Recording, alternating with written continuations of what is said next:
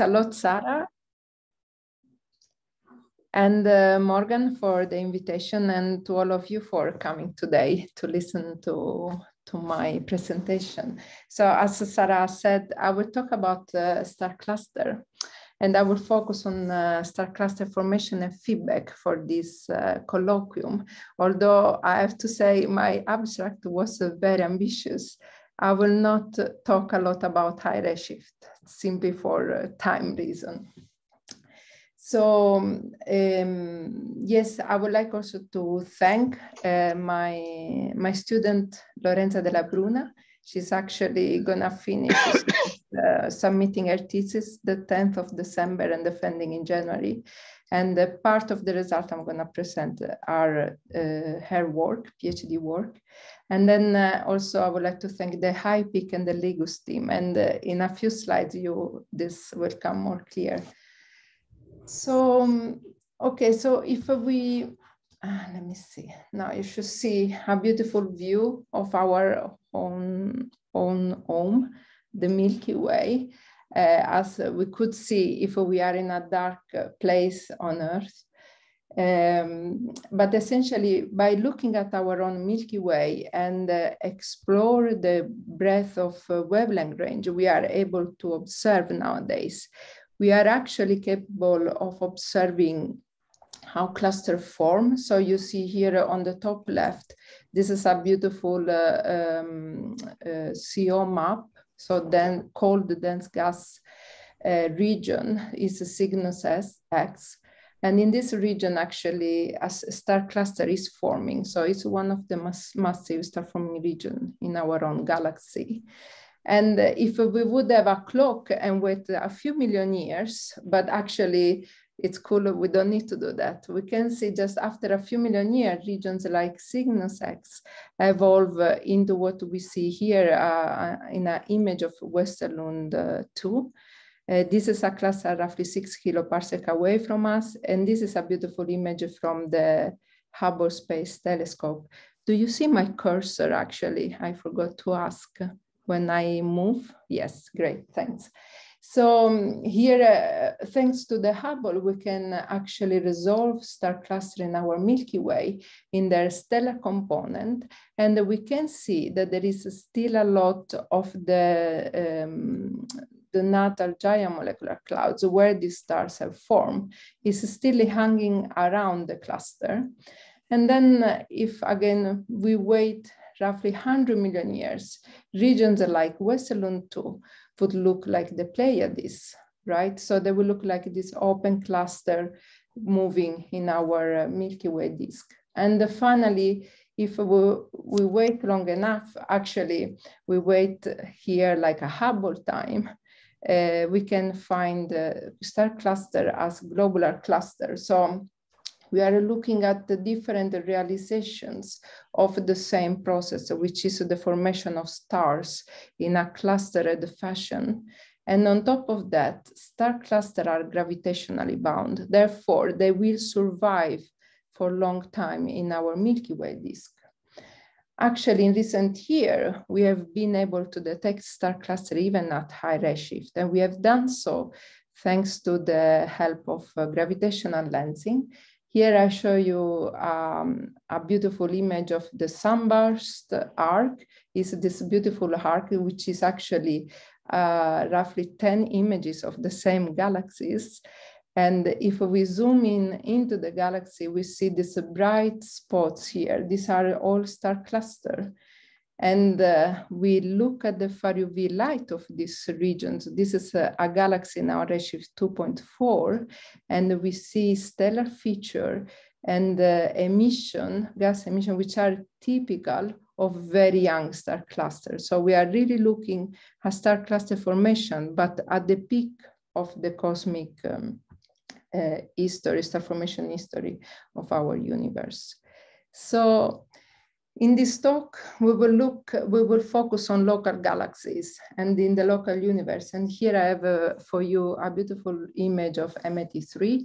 You see, when we look at galaxies which are outside, so when we look beyond our Milky Way and other galaxies, we have the advantage that we can explore the cluster population in all its phases. So we can look at clusters that are forming. We can look at cluster for the feedback is interacting with the surrounding giant molecular cloud, so it's creating H2 regions. And then we can look at cluster evolving, so staying, because they are gravitationally bound, they will move in the disk as entities. So actually, this is also the outline of my talk. So we will look in the first part at young star cluster population in local galaxies, because there are a lot of ongoing surveys. So actually, we have been looking at a large number of cluster populations. We will look then in the second part, we'll focus on the stellar feedback from these regions. And in the third part, I will present the accepted JWST proposal for cycle 1, where we will look at the emerging phases of young star cluster.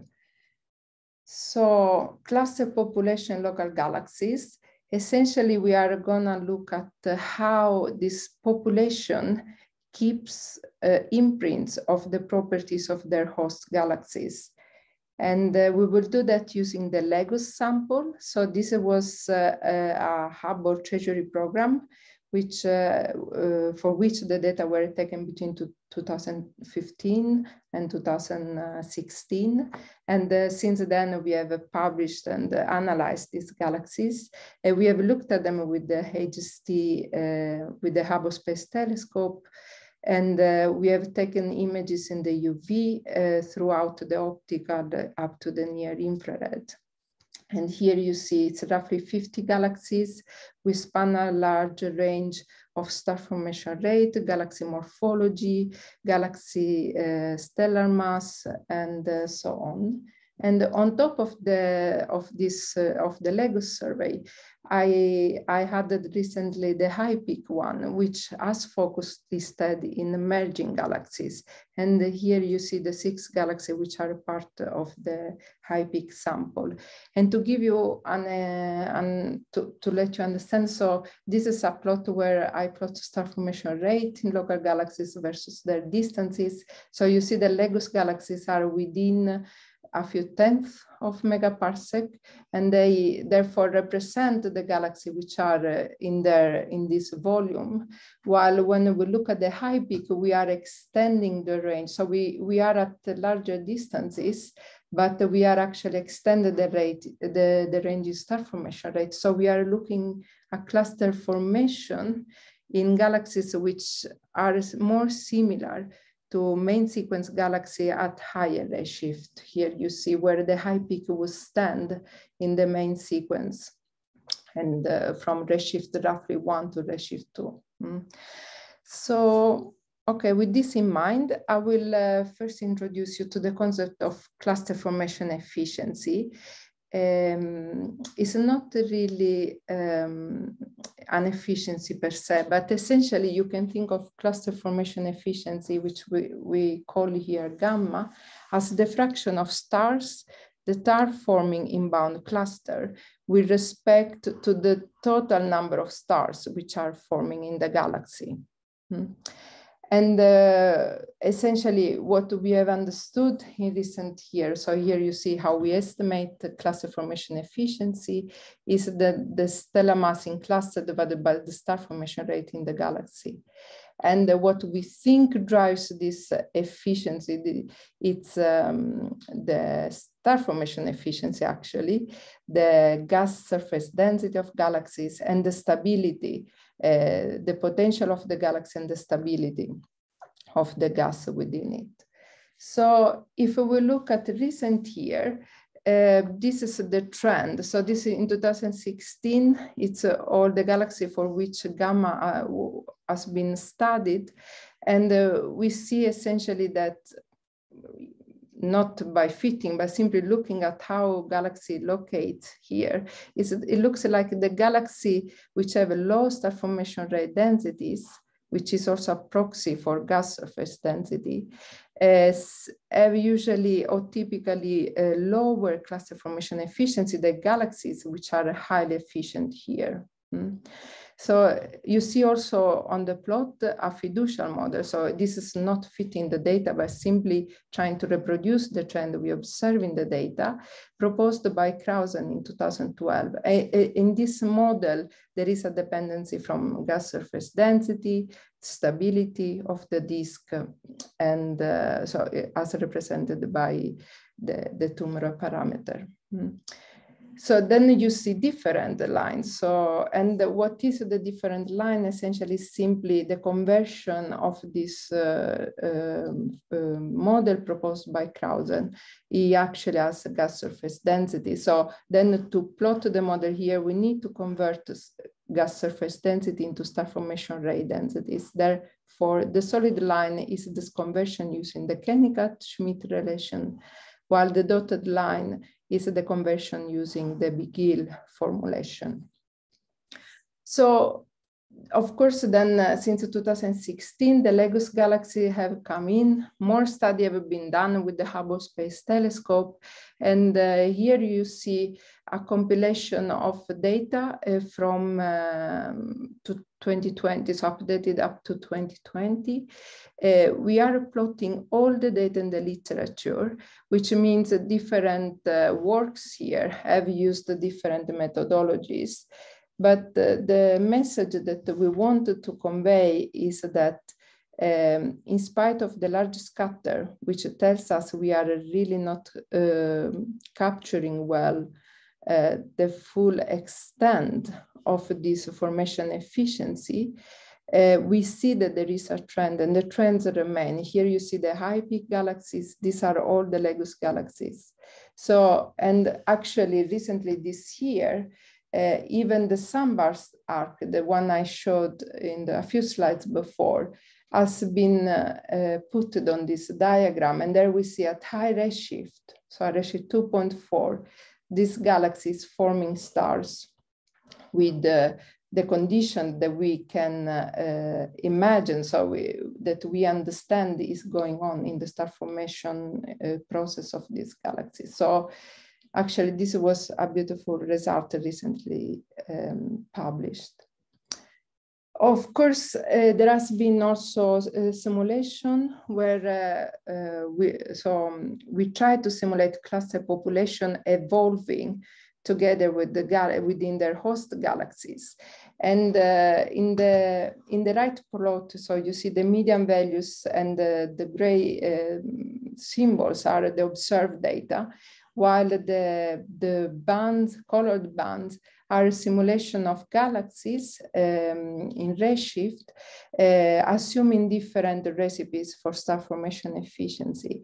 And you see that, first of all, different star formation efficiencies result in different cluster formation efficiency.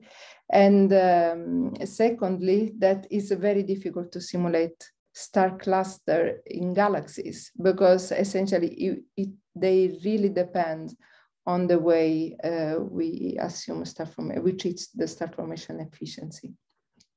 But overall, the trend is there also in the simulation. So we think that what we see in observations is something physical happening. And on the right side, I'm comparing with the mosaic simulation. In this case, these are a cosmological simulation, Igor simulation, zoom in, and actually clusters are added, are penciled in the simulation, and they are let evolve following the condition of the gas in the galaxies and their stellar masses and properties. And again, you see that the correspondence with the observation is quite good. So, okay, now we move on into another properties about star cluster population, which I think is interesting for the second part of this talk, and this is the mass function. And essentially you see here that usually we assume that the mass function is a simple power law, but actually when we compare that power law with observed mass distribution, here you see the cumulative mass distribution for M51, and we assume that we do simulation, so we do Monte Carlo of a population with this pure power law shape, that we recover less massive cluster in M51. And actually, to reproduce this observed trend, we need to assume a Schechter truncation here. This is a exponential truncation at a characteristic mass. And you can think of this characteristic mass as the probability of forming cluster more massive than this mass becoming faster, very unlikely, so going down very fast. So again in 2017, with the 4 point, it was suggested that the truncation mass in local galaxies follow the star formation rate density, which again is a proxy of gas surface density in disks of galaxies. And the mosaic simulation, which I introduced before, actually find a similar trend, but they see also a spread, which the author commented as being caused by angular velocity, so of the stability of the gas in the disk, in simple words. So then in recent analysis, we have added actually the high peak and the Lagos galaxies.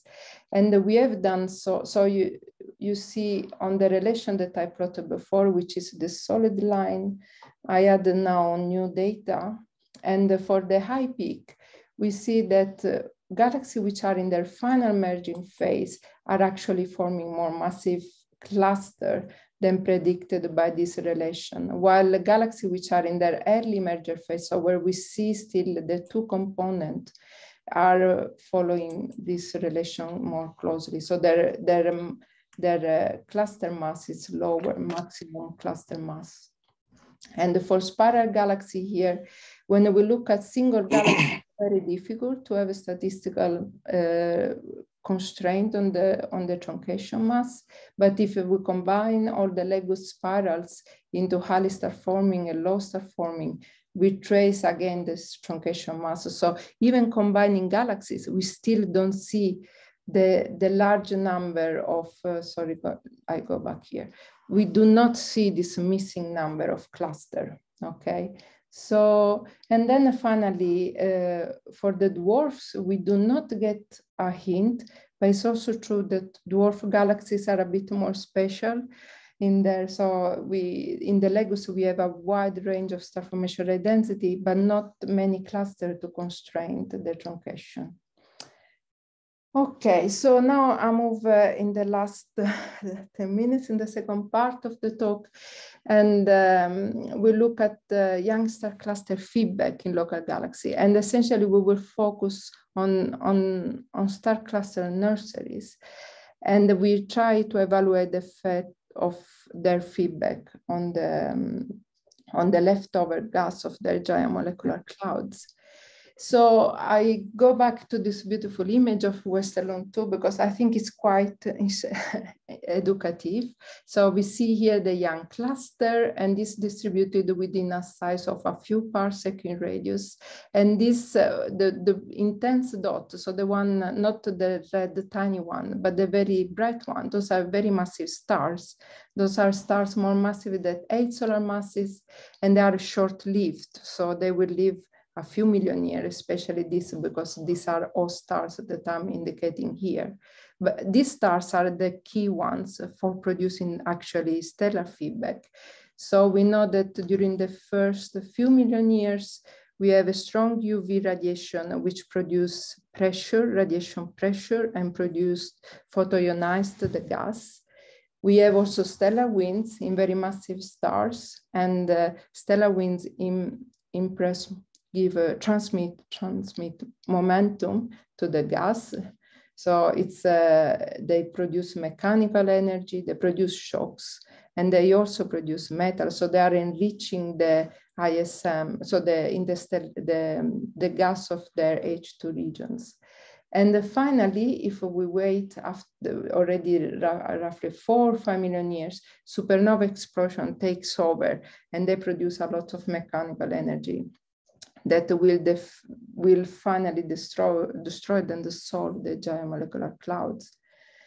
So we will focus now a bit on the early phases, and we're in particular on the UV radiation feedback from these regions. And recently in the literature, we see a lot of analysis which focus on pressure terms.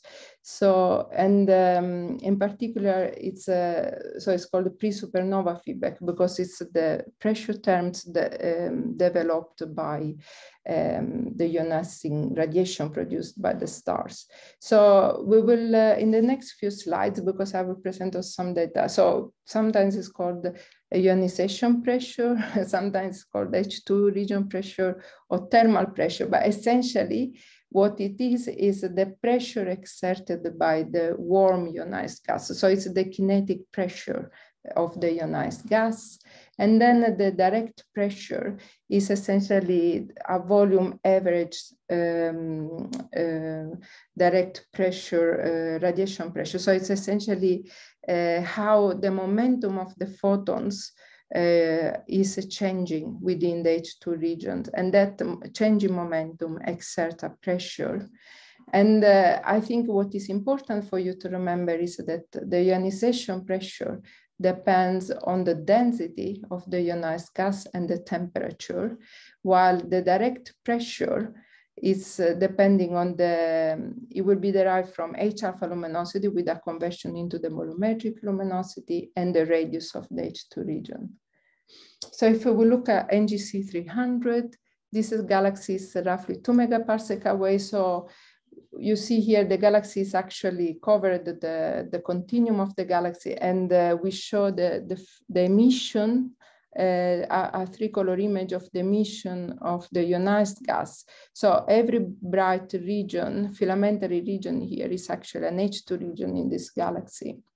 And these are MUSE data that we have used to observe this galaxy.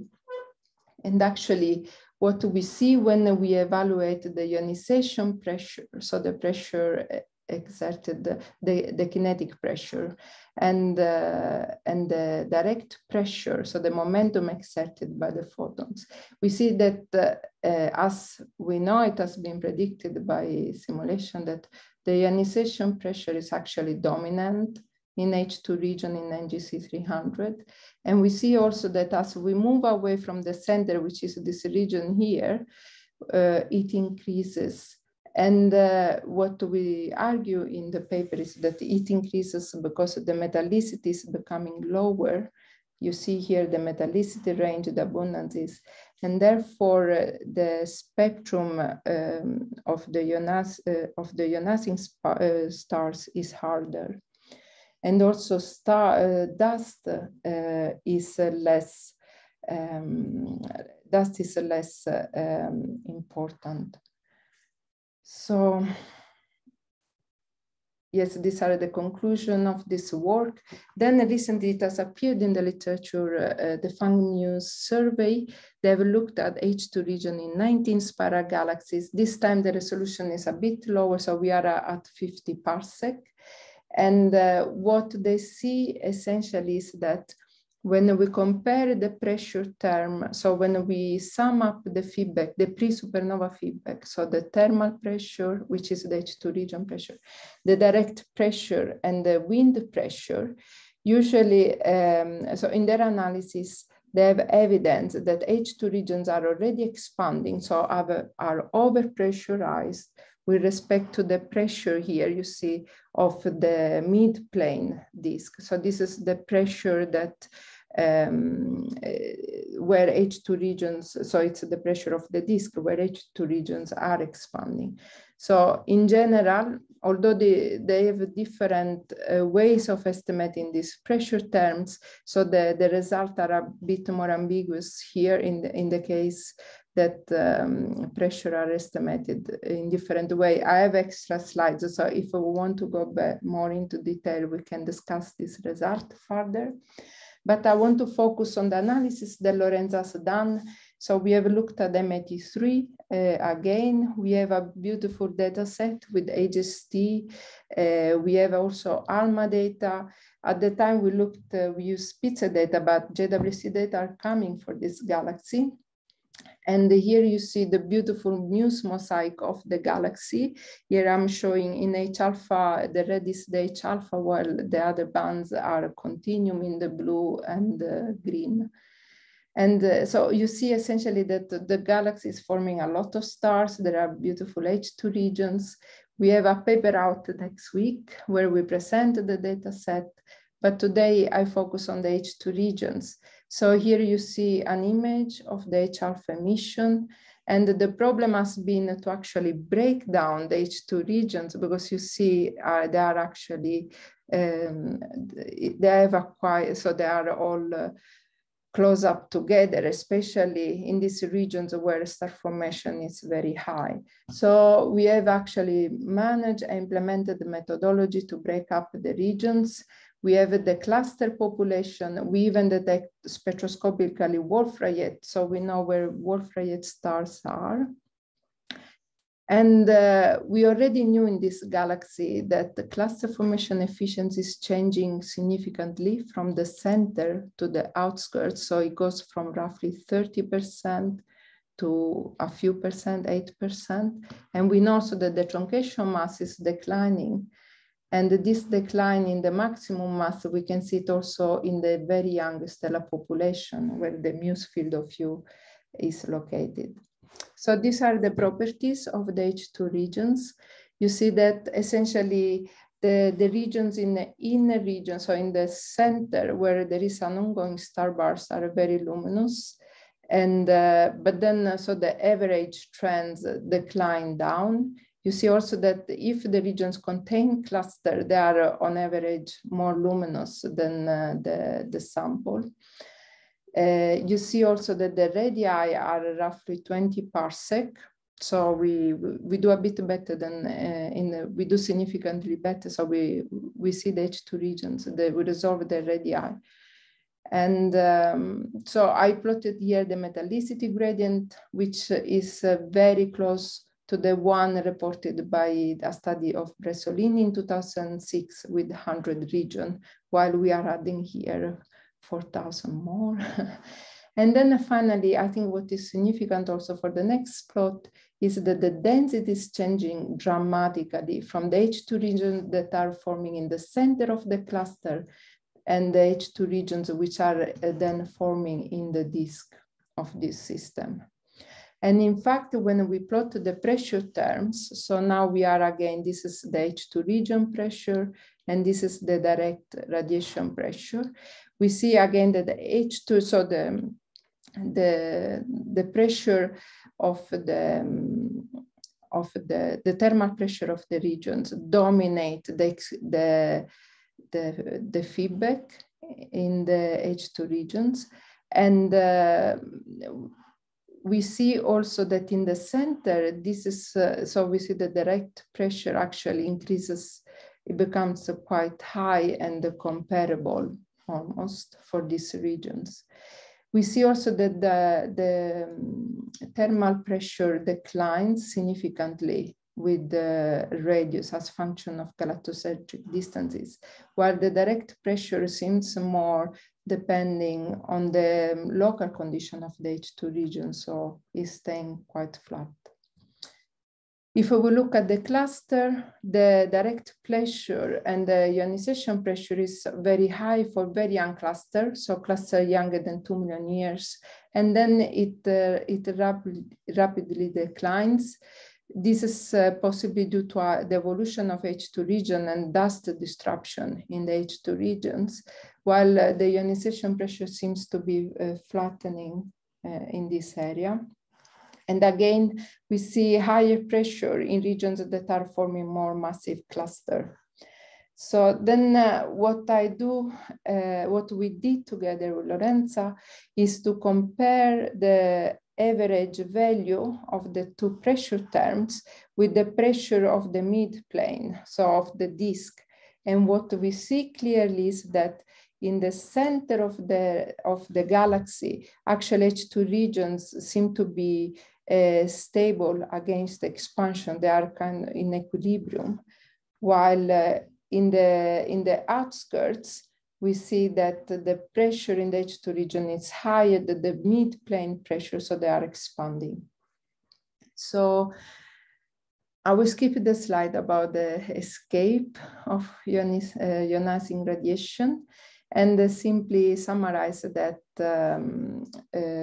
young star cluster population keep in their properties trace of the environment where they're formed, and that we see strong evidence that the H2 region evolution is driven by pre-supernova feedback. But this is true for typical average local star forming galaxies, or this is not true for region with high pressure like the center in MIT3. And those regions are the ones which are more similar to high-redshift galaxies. So maybe this conclusion that pre-supernova feedback drives the evolution of H2 regions is not true or applicable at high redshift. And then, yes, I'm at the end, and I have a few slides about the JWST program. So if you want, I can cover it. Morgan says yes, okay. Then, so now the next step is actually, can we time the young star cluster emerging phase? Until now, Spitzer resolution has been kind of hampering the progresses for local galaxy, right? We had the huge progresses for understanding the Milky Way, but we are kind of, we stop there, right? So can we extend these studies on local galaxies? And we can actually. So here I show, for example, star cluster have been used in the past to understand like how fast the process of H2 region expansion is observationally, right? So here you see Brad Whitmore in 2011 showed that actually looking at the morphology of H2 region, we can understand how fast this emerging phase is. And actually we use cluster age to time this evolution, and what we have concluded is roughly that it would take between 2 and 5 million years for an H2 region to evolve and becomes here exposed. And these timescales have been also published by the Fang's team using a different methodology. But both ages, so the way we have analyzed that, like looking at the cluster and H alpha morphology, and this work by Chevans et al., they are hampered by the fact that we do not see the embedded phases in both tracers. So what I mean is essentially, we look here, this is a star forming region in a nearby local galaxies. And you see in yellow is the contour of the ALMA, so where the dense gas, called dense gas is. And in Cheyenne, we see the Spitzer. So essentially, for instance, this is telling us that there is a deeply embedded region that is forming stars, but we cannot, so we have not been able to study this type of region outside of the Milky Way. We see here that with the Paschen beta, that actually in this region, star formation has already started, this ionizing gas. So these are ultra compact H2 regions. And then you will see that the the region are evolving, right? So essentially, we have been blind to this phase until now in local galaxies. And for this region, the cluster aging is highly uncertain. So to improve on our statistics, we are looking now at a sample of local galaxies. You see here in white and red, the footprints of the MIRI and NIRCam coverage of these galaxies. And we are covering galaxies which are typical spiral arms galaxies in the local universe. We are covering also more low metallicity star-bursting dwarf like NGC 449 and other two dwarf galaxies which are actually interacting. So this is one of the other systems. And I will stop here. So essentially, there will be a lot of science. And if you are interested, I can tell you a bit more of what field we will cover for this program. Oh, Thank you so much, Angela, for a really interesting talk. I'd just like to remind everyone to send questions to me in the chat, and I'll just use my position as like the host to ask the first one here. So as a theorist and like particularly as a simulator, I'm really interested in the observational constraints that can be placed on the energy and momentum injected by these H2 regions into the surrounding cloud. And this JWST survey in particular looks as if it will be really interesting in that regard. And I'm just wondering if you'll be able to say anything about the dependence of the radiation and thermal pressure terms on the density of the surrounding cloud into which the H2 region is expanding? Yeah, so unfortunately, we do not have in our analysis the pressure into the pressure in the H2 regions, right? The turbulence pressure in the giant molecular clouds. But the pressure term. So if we look, for instance, so we see that the variation are going from are quite high. So we go from in log scale from 7 to roughly 5.5 in change in the pressure. This is the thermal pressure that you were suggesting. But what is interesting, so you see that this decline in the thermal pressure, it also reflects the decline that we see in the gas surface density of the disk, and the decline that we see then if we sum up that pressure with the mid-plane pressure, we take all the pressure in the disk. We see that essentially it looks like that the condition in the gas outside of the H2 regions is actually driving that pressure term quite significantly. For the evaluation of the pressures of feedback from star cluster, a difference of the study I did in 2015, actually here we apply stochastic sampling. So we are stochastically creating cluster libraries, and then we use Bayesian method to fit the cluster. So we have a probability distribution function for ages, mass, extinction, as well as so the only parameter that we are able to account is the ionization. So I can tell, For instance, I can tell you how much ionization these clusters are producing.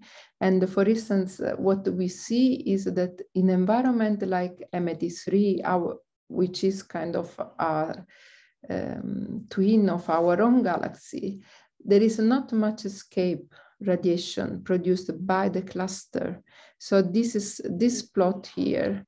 So I'm plotting here what we derive from the H alpha luminosity of the region and what we derive from the cluster. If it's the same, then the cluster are producing all the ionization power in the H2 region. If it's below, which is the case in 93, more than 90% of the region, clusters are actually not driving any escape fraction from H2 region, which is quite puzzling in a sense, because we see that the pressure terms depend on the cluster properties, right? This was this trend, right? We see that the pressure is higher for younger cluster, it's higher for more massive cluster, but actually the cluster are not driving the escape radiation. So the picture that we are motivating in the draft is that the cluster actually do the work of expand. So the cluster feedback is helping expand in the H2 region, but the escape radiation is not coming from the cluster. So you need star formation around the cluster to explain escape radiation from H2 region. Ah, I see it. Yes, and like it also depends on on the host cloud, I suppose. Yes. As well. Yes. Yes. Okay. We now also have a comment from Anthony here. If you'd like to speak up, Anthony. I'm not sure. Yep, I was just about pressure as a function of radius in galaxies. An important effect, which is sometimes forgotten, is the fact that the tidal shear in the galaxy increases very dramatically as you go in towards the center. And so if you have an object like a molecular cloud or a cluster of galaxies, cluster of stars rather, that for that object to survive in the center of a galaxy means that it's strongly gravitationally bound, and so that permits it to have a higher pressure. And that kind of thing may not be so important for the rather more disorganized galaxies in the early universe, where there is perhaps not so much concentration toward the center of a galaxy, and they may be more, it may be more a collection of random lumps that haven't yet fallen into a dense center. Yeah, you are right. So dynamically, the center of the Milky Way or the center of M83 are not the same as turbulent disk, thick turbulent disk are redshift 2. That's for sure. But so what is similar, I think, is the gas densities and the fact, so the turbulence is not driven by the dynamics, so the fact that everything is inflowing in the center, but the turbulence is driven by the fact these are thick disk at high redshift, so they have naturally more turbulence. What you are perfectly right in saying that, so in the center of the M83, clouds have to survive a harsher environment to really form stars. And then since they have to be very massive, they will naturally form a star cluster, more massive star cluster. And their feedback is very strong. So we see that the pressure is very high in these H2 regions, but yet they do not expand. So they are like contained in the, so they are not overpressurized, let's say, with respect to the midplane.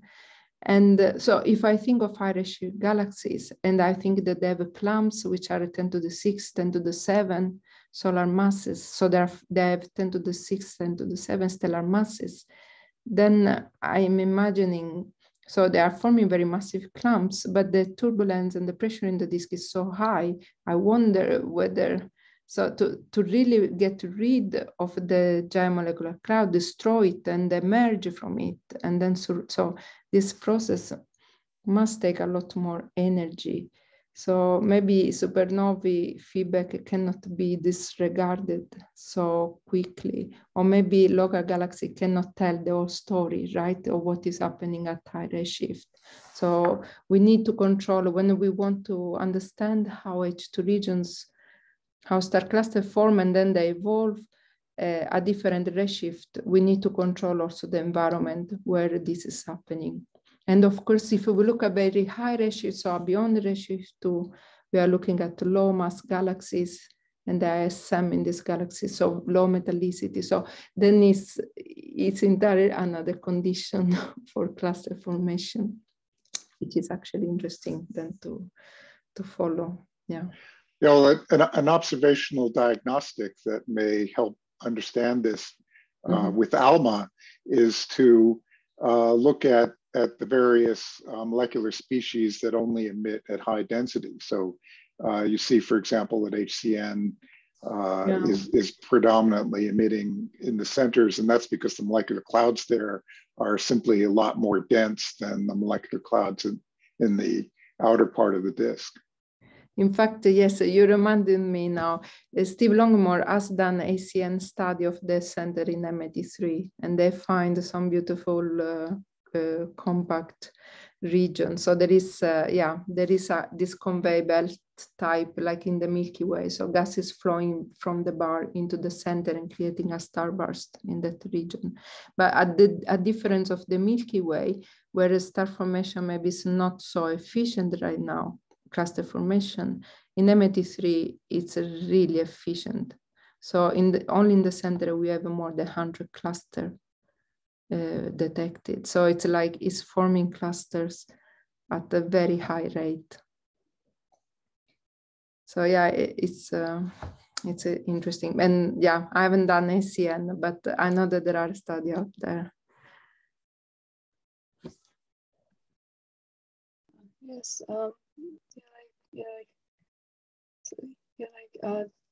that's all very interesting. We now have two questions from Kadeem here that we have time for. Hello. Hi. Hi, Angela. Thank you. Really interesting talk.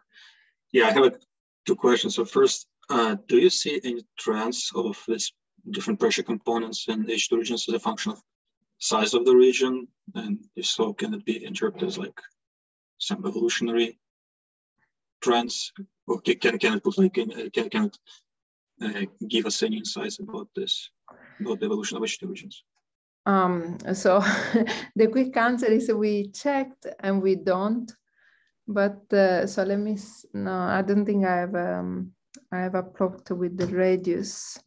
Here I simply show the radius of the galaxies, right? But what you see is that the scatter is huge in the radii. Of course, this trend is due, in this case, to the fact that in the center they are so bright, we miss the low ones here at the very center. But the scatter is huge. And the fact is that you have H2 region a different evolution throughout the disk. And then also it's true that the radius depend on the pressure terms, but the radius, but it will depend also on the ionizing radiation, so on the Q, you know, the strong green sphere definition, and how are these Q, how high is Q. So maybe the fact that we don't see the dependence is simply it's not so easy to, I see. I guess it also depends on the environment, like densities. Yeah, but if you look, so there is not really a dependence with the galactocentric distances, while we see the dependence in the pressure terms, right?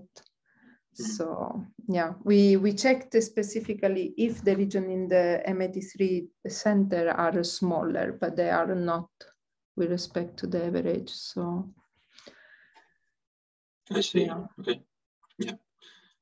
And so the second question was about this program, which you mentioned at the end. So can you tell a bit more details? So what kind of constraints do you expect to put on embedded stage? Can you say more about like the duration or like dependence on environment of the embedded so stage? essentially what we have tested is that if we are gonna get a good handling of the continuum of embedded cluster. So you see, we sample a lot the SED, so the spectral energy distribution using continuum filter. And we have also hydrogen recombination line, so the Paschen alpha and the bracket alpha.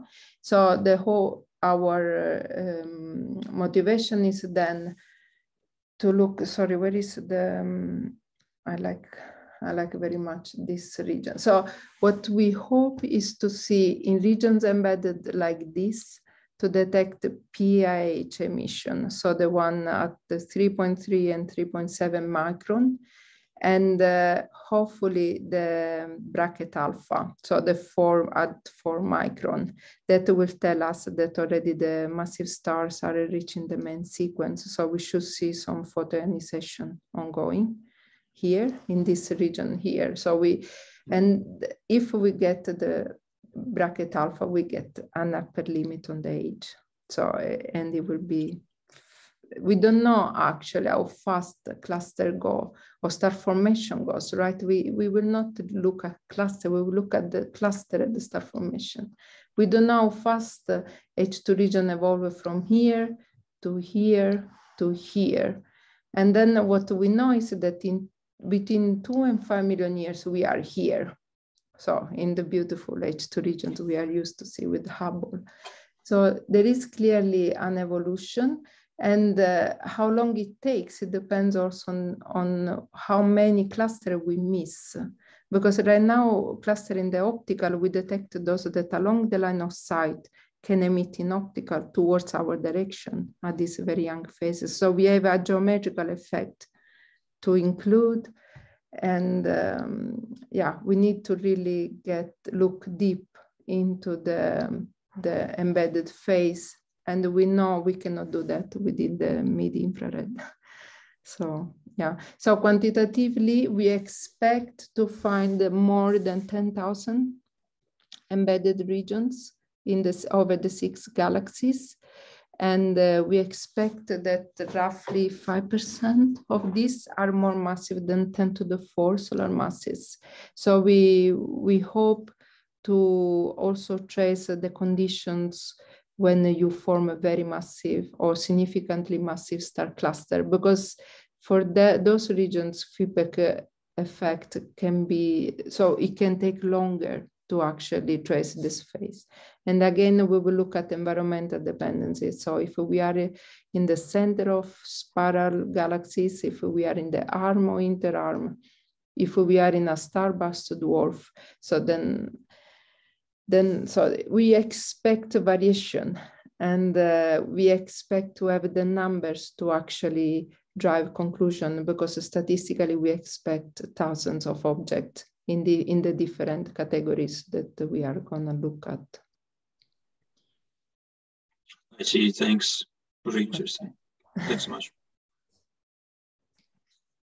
So we just have a few minutes to go now. I'm just wondering if Angela, you'd like to say a few final remarks to summarize the conclusions here. Yes, that yeah. No, yeah, that star clusters are very interesting and intriguing system, and we are actually reaching now the phase. So we are reaching now the opportunity to resolve them in simulations, or a way to simulate them within their host galaxy. So we are actually able to look at the environmental dependency in their formation and evolution. And that with JWST, we are gonna look at their very, so the other initial phases, and hopefully integrate studies of the Milky Way with other local galaxies. So look at other environment and extend what we have learned from our Milky Way into a regime that shows a bit what is happening in the local universe. Yeah, I'm very thankful for your time, and you have been listening and for your questions. Yeah, like, so thank you so much for a super interesting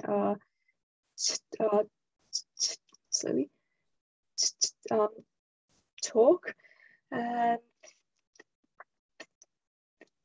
thank you everyone who attended today, and see you all next semester. So enjoy your